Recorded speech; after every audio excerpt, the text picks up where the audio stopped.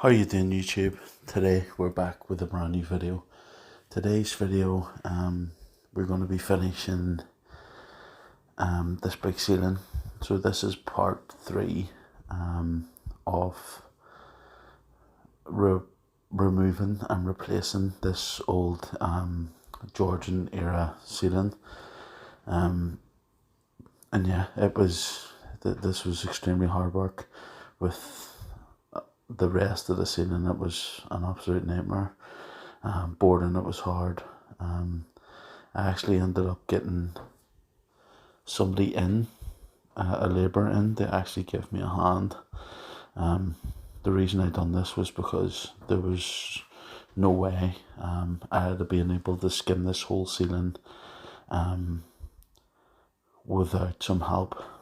So basically all the labourer was really doing was handing me up the stuff. So the bucket's on the floor. I thought about putting the bucket up on the scaffold with me, but it was just too heavy to put up. And in the end, I think it was 3 buckets of water for the first coat and 3 buckets of water for the second coat. You can see here that I'm actually going to be using the speed skim and doing it as I go. The reason I done this was because I was worried that I wasn't going to be able to get around the ceiling fast enough, and that I would have came back till the start, and it would have been too hard to flatten in. And it wasn't, but it was. By the time I actually get back till the start, it was starting to take up. And if I hadn't done it this way and straightened it with a speed skim as I went, I definitely would have struggled to get the ceiling in. It was, you see, I'm actually getting a fair bit of the ceiling here off this platform. It's super shaky, but you can see like of what, say about a third of the ceiling done. And I was expecting that I wasn't going to get this much done at a time. I just skipped forward slightly here because I had to move the camera out of the way to get into that little recess. Yeah, so I just want to take this opportunity to let you know that if you want to support me, you can do so on my Patreon. You can sign up till the Patreon and get an extra video a month, and there's other perks, or shoots out and videos and stuff like that. But if you don't want to actually spend any extra money, what you can do is click on my affiliate links in the description. When you click on the affiliate link, it's linked to tools, and you can buy the tools that I use on a daily basis. If you don't want to buy any of the tools, just click the search and search for something that you were going to buy anyway, and then I get a commission. It doesn't cost you any extra money, and basically Amazon give me a percentage. All the money that I make through both of them methods will be put back in getting equipment. So yeah, as I said, this you'll see as I'm going the way I'm going to finish this ceiling around the angles.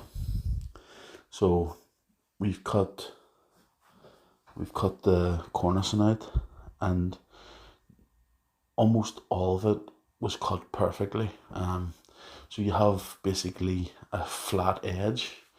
So all you really do is you finish into that edge like you were finishing until the edge of a wall.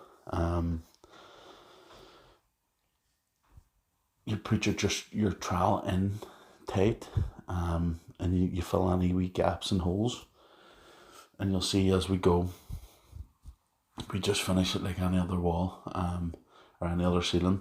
We put our brush into the corners, and take you'll see here actually a bit of scrim tape falls off. We'll have to fix that. But yeah, we just finish it like we would a normal wall. Say I was chuffed that it wasn't as hard as I thought it was going to be getting this ceiling finished.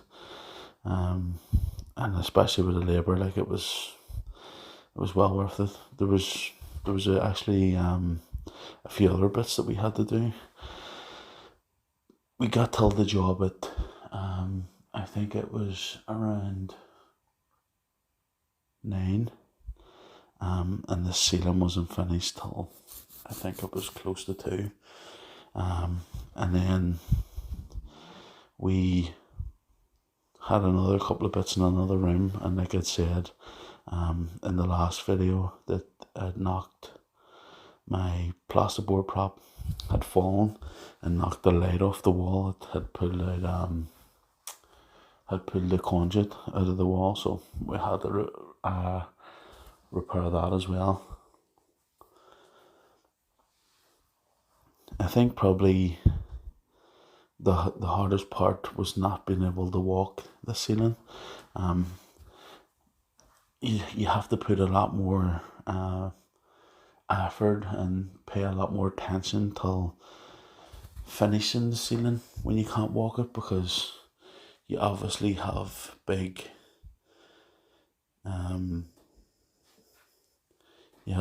chunks.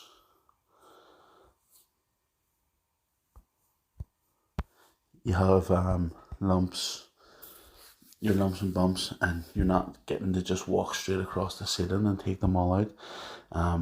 And especially because you're always overreaching to overlap the previous stroke that you've done. So like you can see here, I'm reaching way out in front of me to try to get as far out into the ceiling as I can.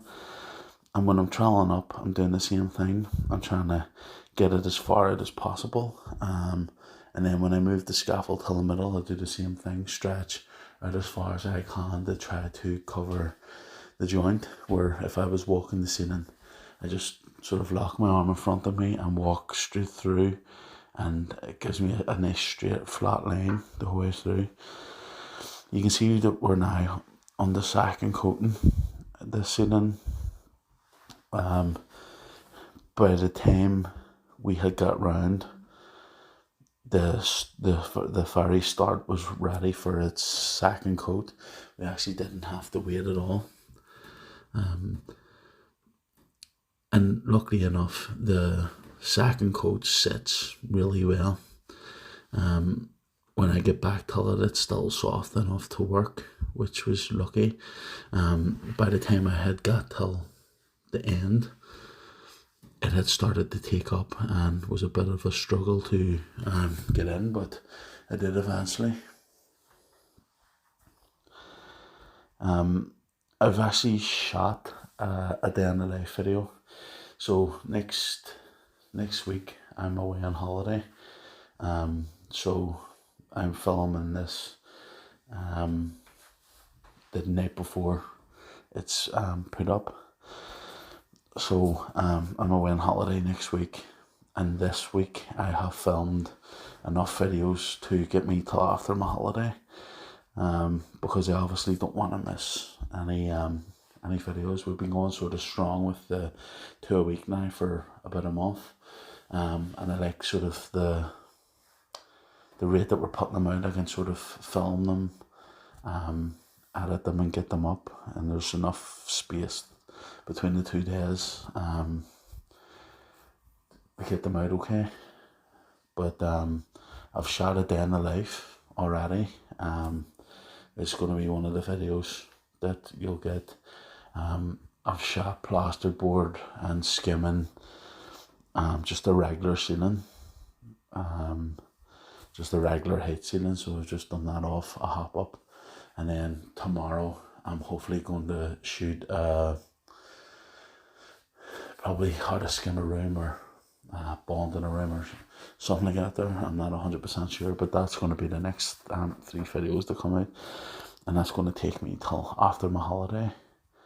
And then actually after the holiday I have a couple of interesting ones that I think you're going to like. It's installing warm wall systems, so insulated plasterboard fixed to walls, so that'll be interesting. I've been hoping to get a few of them jobs because I've been looking forward to sort of showing them. I think it could get very boring just constantly hard to skim a wall, hard to skim a ceiling type stuff. That's why I'm glad that I got sort of this big ceiling, and then that other stuff should be good. So the channel should be interesting the next few weeks. Yeah, as I said though, I was actually expecting this ceiling to take more skim than it actually did. Usually these old ceilings, they're all sorts of shapes, and the first coat usually takes like a lot of stuff to build out the high and low points. But as I said in the other video, the tradesmen that put this ceiling up, they laugh. They've done a really, really solid job, and for being so old, there wasn't much movement in the ceiling at all, to be honest with you, which was surprising. Usually you get bits and pieces, there's like a half inch, but there was none of that here. We're coming till the end now of throwing the ceiling on, and you'll see that I'll in the next sort of clip here I start to close it in. But what you'll notice is that I actually still have my hawk with me. I've been going along, putting it on and sort of halfway closing it in, but you'll see I've still my hawk with me, but I'm actually closing this plaster in here. And the reason I have the hawk is because I'm going to go around the edges and fill any big holes that I didn't get with the first 2 coats of plaster, which you can see if you look at the left hand side there, you can actually see the holes, and I'm just coming and I'm filling them in completely. This stuff has sort of tightened up a bit, so it stays in. Obviously you're not going to always get the plasterboard exactly nice and tight, so you will get this sort of gaps between the plasterboard and the plaster, and you just have to keep in mind that when you do get this, that you take care to fill them properly, because if you don't do it early, and you're trying to fill it with fat at the end, it looks really wick. It looks really unprofessional, because you see it once it's painted. You'll see the bumps and humps in it. So what we're doing is we're moving a platform underneath, and we're trying to get as much of the ceiling as possible, and that actually does mean that we trowel over the same spot multiple times, but that's okay, because I would rather do that and it be nice and flat than not do it, and there'll be humps and bumps in it. But the ceiling closed in okay. You'll see here when we move into this far corner, it actually does start to take up a little bit.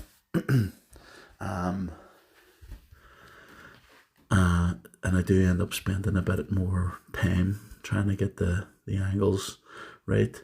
The camera does actually die at some point here, and the footage gets a bit choppy, so if you're wondering why it seems very jumpy, that's the reason. I had to take my phone that I use for music out and use that to film while my other phone was charging. It was a nightmare, to be honest. But you can see here, like I've slowed down a lot. Trying to get these edges brought in, nice and neat.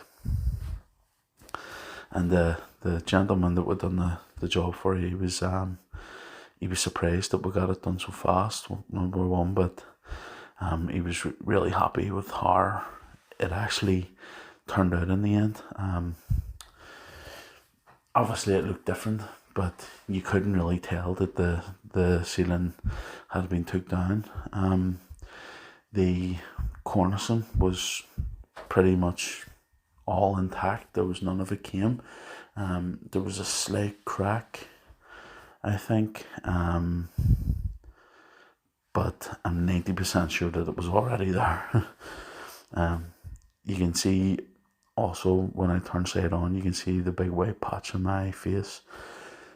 I got probably about a half a trowel full in the side of the face. I mixed the stuff extra wet, just because when you do that, it gives you an extra bit of time to get it on the wall before it tightens up on you. So it was nice and runny, and I was putting a trowel full on the ceiling, and a big plop of it came out and actually completely plugged up my ear. I couldn't hear out of it, and I didn't want to pick at it because I didn't want to push it further in. So you can see here there's been sort of a jump. We're still using our cotton trowel here, but the stuff's starting to set.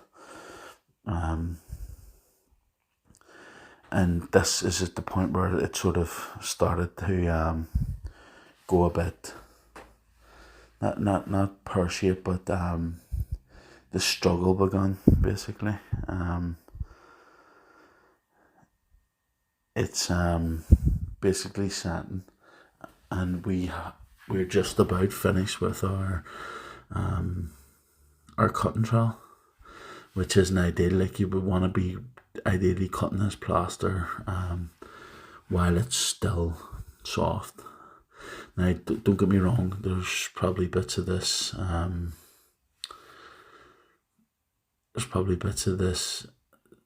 the satin is the stuff behind it, the first stuff, but there was definitely a few patches where the plaster was heavy and that it started to set. It was a difficult ceiling. It wouldn't, if I had a proper scaffold, I wouldn't have struggled at all with sealing this size. It would have been a nice handy day, but as you know, it wasn't that way, unfortunately. And you can see now it's starting to massively set. This is actually when we changed camera. So this is my other camera, so it's the reason why it looks a lot different. Not as good quality, but yeah, we got it in the end, and I think it doesn't look too bad. You can see it actually sort of looks like ripples. You can sort of see it looks very ripply, but it's not. It's not actually the ripples in the ceiling. It's just the way the plaster's satin makes it look like there's bumps, but there's not. As I say, ideally I would have wanted to run this with a I would have loved to run the whole life of this back and forward, but unfortunately we couldn't do it. And yeah, it's dead on. I've actually been back to see this ceiling. It's been painted and all, and it looked well. The guy didn't hang about. I'd say tell him that the wait until it had completely dried out. And about a week after we finished this job, he'd rung me and asked me to come back and have a look at another ceiling that he wanted priced. And I went back and I said to him, look, can I see? Because I like to see, work that I've done previously. And he says, yeah, sure, come in. And it was completely painted, the whole ceiling. He had a proper painter and decorator that touched up the wee few cracks on the cornicing, and it looked top notch. Yeah, real nice job. But yeah, it was hard work, and I'm glad that it's over. And I won't be making the same mistake, doing it off a rolling scaffold again. Not saying that I've said that 100 times, and I keep doing them off. But this was sort of the tallest, the highest I'd done off a rolling scaffold. But yeah, if you want to check out my social media, all the links are in the description. Facebook, Instagram, TikTok. The TikTok videos are actually these same videos, but I just post them a week ahead, because I obviously prefer people to watch on YouTube rather than TikTok. And then again, you can go and check out my Patreon link in the description, or click on one of the affiliate links in the description and get yourself the tools that I use on the day-to-day basis. And that's basically it for this video, guys. I hope you've enjoyed. Leave me your feedback in the comments. Thanks for watching, and I'll see you in the next video.